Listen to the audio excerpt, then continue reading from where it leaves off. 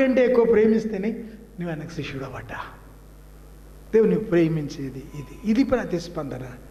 దేవుని ఏడల దేవుడు కోరిన, దేవుడు మెచ్చే ప్రతిస్పందన, సరిపడే ప్రతిస్పందన.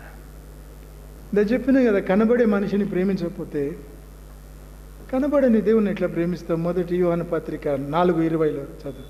కొండ మీద అగ్ని స్వరూపుగా దిగి వచ్చి 10 ఆజ్ఞలు ఇచ్చినాడు. శరీరం ధరించి వచ్చి ఇంకొక ఆజ్ఞ ఇచ్చినాడు.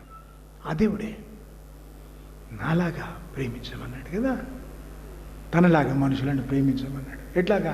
ప్రాణం కంటే ఎక్కువ ప్రేమించినాడు. ఎట్లాగా? సమానంగా ప్రేమించినాడు. ఇంకెట్లాగా? ఎదురాశ పడకుండా ప్రేమించినాడు కదా, ప్రాణం ఇచ్చినాడు కదా, అలా ప్రేమించమన్నాడు. మంచి కొలత ఇచ్చినాడు కదా. ప్రేమ లేనివాడు నా వాడు కాడన్నాడు. నీలో ఉన్న ప్రేమ చూసి లోకం గుర్తుపడుతుంది నువ్వు క్రైస్తవుడవని, నా చెందిన వాడవని. కాబట్టి పరలోకం పోతావు, నరకం పోతావు, నీవు రాసుకోరాదా ఈ సమయం? ప్రేమ లేనివాడు నా వాడు కాడని చెప్పినాడు. ఎట్లుందో పరిస్థితి, నువ్వే మార్కులు వేసుకో. ఈ మధ్య అట్లా చెబుతున్నాను, కాలేజీలో అటెండెన్స్ వాళ్ళు ఇస్తాను, నువ్వే వేసుకో అటెండెన్స్. ఇంకేంటి, మార్కులు నువ్వే వేసుకో, ర్యాంక్ కూడా నువ్వే వేసుకో, సంతకం కూడా పెట్టుకో నువ్వు. ఇక నీ అదృష్టం పో అని చెప్తున్నాను.